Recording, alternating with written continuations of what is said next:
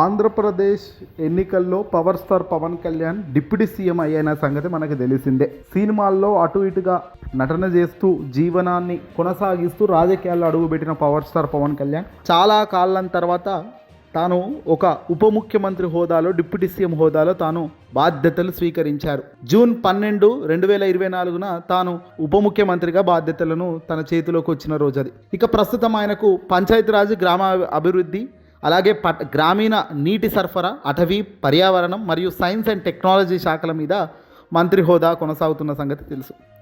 ప్రస్తుతం ఆంధ్రప్రదేశ్లో ఈ డిప్యూటీ సీఎం పవన్ కళ్యాణ్ గడిచిన ఈ 18 నెలలుగా చేస్తున్నదేమిటి?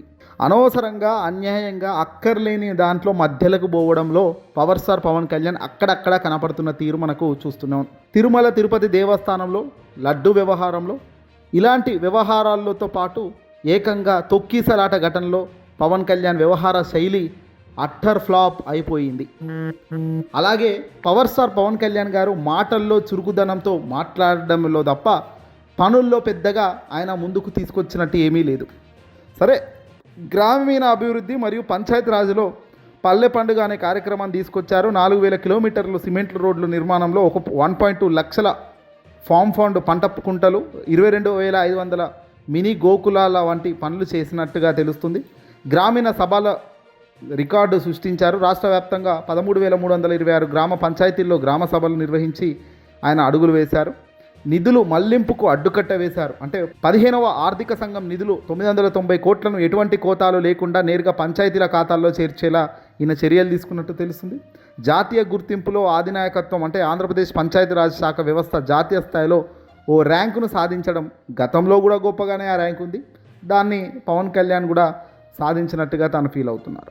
సరే, పరిపాలనలో సామాజిక బాధ్యత అలాగే సుపరిపాలన అందించడంలో మాత్రం నెగిటివ్ షేడ్లోనే తానున్నారు. గత ఏడాది కాలంలో కొన్ని కీలక అసెంబ్లీ సమావేశాల్లో, కీలక మీటింగ్లలో ముఖ్యమంత్రి స్థాయిలో చంద్రబాబు నాయుడు గారి పక్కన కూర్చొని డిసిషన్ తీసుకోవాల్సిన అవసరం ఉన్నప్పటికీ క్యాబినెట్ మీటింగ్లకు మరియు కలెక్టర్ల సమావేశాలకు హాజరు కాకపోవడంపై చాలా పెద్ద ఎత్తున సొంత పార్టీలో రాజకీయ విమర్శలు కూడా ఉన్నాయి. కోనసీమ ప్రాంతంలో కొబ్బరి తోటలు ఎండిపోవడానికి తెలంగాణ ప్రజల చూపులే కారణం అంటూ, ప్రజల దృష్టి వల్లే ఇది జరిగిందంటూ తెలంగాణను అవమానంగా, తెలంగాణ రాష్ట్ర ప్రజలను అవమానించి దుమారానికి కారణమైన పవన్ కళ్యాణ్ ఇక్కడ వివాదాస్పదంగా ఇరుక్కున్నాడు.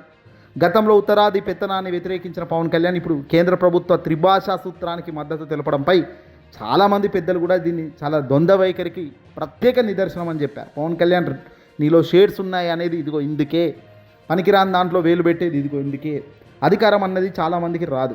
ఓ డిప్యూటీ సీఎం హోదానో లేకపోతే రాష్ట్ర ముఖ్యమంత్రిగానో మంత్రిగానో చాలా పెద్ద పదవులు ఇవి. ఈ పదవులు మనకు అనుకోకుండా వచ్చినప్పుడు సరే దాన్ని అందిపుచ్చుకొని అడుగులు వేగంగా వేసి మంచి కార్యక్రమాలు చేయాలి. కానీ సినిమా రాజకీయం ఒకటి కాదు. సినిమా అనేది మరో ప్రపంచం, రాజకీయం అనేది మరో ప్రపంచం. సినిమాకు రాజకీయానికి రియల్ అనే దానికి మస్తు తేడా ఉంటుంది. హరహర వీరమల్లు వంటి సినిమా షూటింగ్లలో పాల్గొంటూ సమయంలో పరిపాలనపై ఆయన అంతగా దృష్టి పెట్టలేదని కూడా చాలామంది విమర్శలు వచ్చారు. ఓవైపు నువ్వు సినిమా బాధ్యతలను తీసుకుంటూ సినిమా షూటింగ్లకు పాల్గొంటూ మరో స్థాయిలో ఇది చేస్తూ, ఇవన్నీ కూడా చాలా నెగిటివ్ ఇంపాక్ట్ క్రియేట్ చేయగలిగింది. అధికారంలోకి రావడం గొప్ప కాదు, ప్రజలకు మనం ఏం గొప్పగా పరిపాలనలో చేశాము అనేది కూడా చాలా చాలా గొప్పది. డిప్యూటీ సీఎంగా బాధ్యతలు ఇచ్చారు ప్రజలు. 2024-25 నుంచి 29 దాకా అధికారంలో మీరే ఉంటారు. మాటలకే పరిమితం అనే విమర్శ కారణాలు అవుతున్నాయి. చాలామంది ఇప్పుడు మాటలకే పరిమితం అవుతున్నారు, చేతల్లో శూన్యం పవన్ అంటున్నారు. సినిమా నేపథ్యం కావచ్చు, ఆయన సినీ రంగం నుంచి రావడం వల్ల కావచ్చు, సినిమా డైలాగుల తరహాలో భావోద్వేగంగా మాట్లాడతారేమో కానీ అది ఆవేశమే తప్ప ఆచరణ కాదు అనేది ప్రత్యర్థులు భారీగా విమర్శలు చేస్తున్నారు. గతంలో కొన్ని నిర్ణయాల విషయంలో ఆయన వెనక్కి తగ్గడం లేదా అప్పుడప్పుడు రాజకీయాలను విరామం ఇచ్చి సినిమాల్లో నటించడం వల్ల ఆయనకు సీరియస్నెస్ లేని ఓ పొలిటీషియన్ అనే ముద్ర కూడా బలంగానే పడింది. సనాతన ధర్మం లేదా ప్రాంతీయ అంశాలపై ఆయన చేసే వ్యాఖ్యలు చర్చలకు దారితీస్తుంటాయి. అవి ప్రజల ఆకలి తీర్చేవేమీ కాదు, కానీ భావోద్వేగాలను రెచ్చగొట్టే కార్యక్రమం చేయడం ధర్మం కాదు. అలాంటివి పైనుంచి యాక్షన్ రావడం, నువ్వు రియాక్షన్ ఇవ్వడం, ఇది ప్రజలను నీ ముందు చాలా పలస చేస్తుంది, చాలా పలసగా నిలబెడుతుంది అన్నది కూడా మాట్లాడాల్సిన అవసరం ఉంది.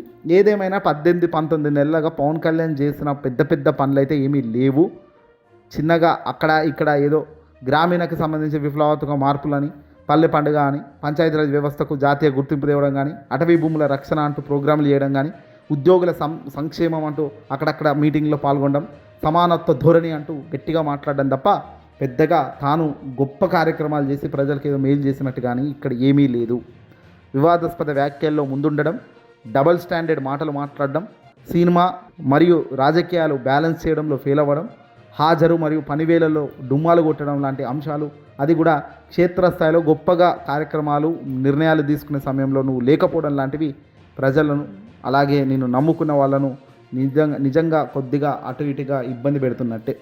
ఏదేమైనా తాజాగా పవర్ స్టార్ పవన్ కళ్యాణ్ తాను అధికారం ఎగిరారు, అధికారం రానప్పుడు. మరి అధికారం మీ చేతిలో ఉన్నప్పుడు మీరు ఏం చేస్తున్నారు? పవన్ గారు మీరు ఏం చేస్తున్నారు? తెలుగుదేశం పార్టీ మీ చేతిలోనే ఉంది, మోదీ మీ చేతిలోనే ఉన్నారు. రాష్ట్రానికి సంబంధించి అన్యాయం జరుగుతుంటే నోరు ఎందుకు మెదపడం లేదు? అన్యాయంగా అమరావతి పేరు మీద 4%, 5% కమిషన్లు దొబ్బుతుంటే ఎందుకు మీరు నోరు మెదపడం లేదు అని వైసీపీ వాళ్ళు గట్టిగా అడుగుతున్నారు. ఏదేమైనప్పటికీ కూడా నష్టం జరిగినాక, అధికారం మారినాక, లేదంటే అధికారంలో ఉన్నప్పుడు ఇలా ఉండి అధికారం కోల్పోయినాక మళ్ళీ ద్వంద్వ వైఖరిలో భాగం అన్నట్టుగా మరో వైఖరి చూపిస్తే ప్రజలు ఈసారి మాత్రం మామూలుగా తిట్టారు, చాలా ఇబ్బంది పెట్టేస్తారు ప్రజలు కూడా మిమ్మల్ని. ఎందుకంటే అవకాశం ఇచ్చినప్పుడు మాట్లాడలేని వాళ్ళు మీరు అవకాశం కోల్పోయినాక ఇంకోటి అనేదానికి కూడా ఆస్కారం, ఆ అవకాశం రెండు తీసుకోకూడదు అనేదే చాలామంది చెప్తున్నమాట.